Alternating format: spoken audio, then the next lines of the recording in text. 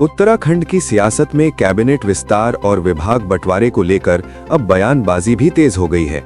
प्रीतम सिंह, जो कि Indian national Congress के वरिष्ठ नेता और पूर्व प्रदेश अध्यक्ष रह चुके हैं, उन्होंने धामी सरकार के मंत्रिमंडल पर तंज कसा है।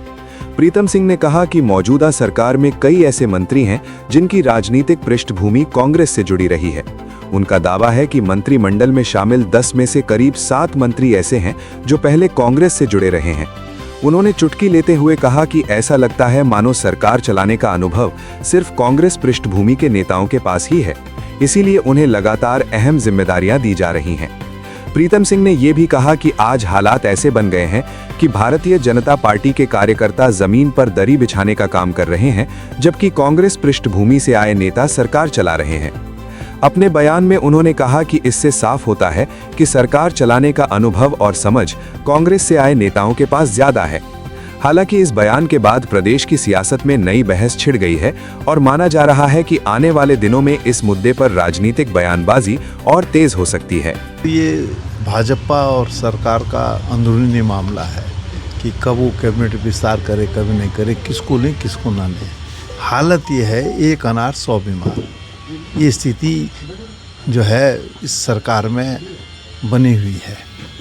अंतोगत्वा मंत्रिमंडल का विस्तार हुआ है, लेकिन जो समय अवधि है मंत्रियों को कार्य करने के लिए वो बहुत कम है।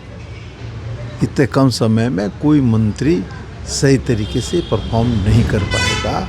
और जो प्रश्न आज उत्तराखंड के लोग जो सरकार से पूछ रहे हैं कि भाई प्रदेश की कानून व्यवस्था पूरी तरीके से ध्वस्त है, इस कानून व्यवस्था को आप पटरी पर कैसे लाएंगे?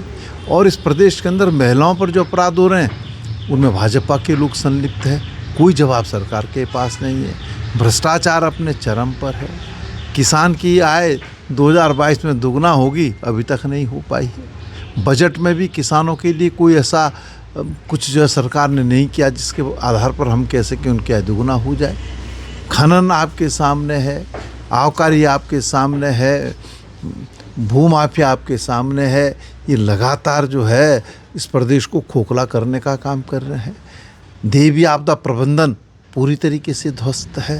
कोई ऐसा कृत्य जो है सरकार के द्वारा होता हुआ नहीं दिखाई दिया जिसमें हम कह सके कि देवी आपदा प्रबंधन को मजबूत करने के लिए सरकार ने ये काम किया है।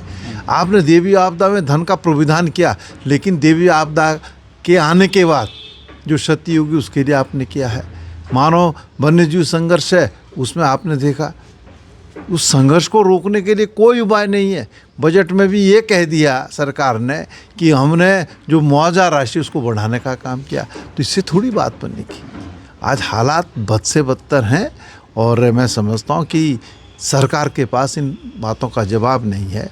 लोग सरकार से आजीज आ चुके हैं और मैं समझता हूँ कि 27 में वो परिवर्तन करने का काम करेंगे।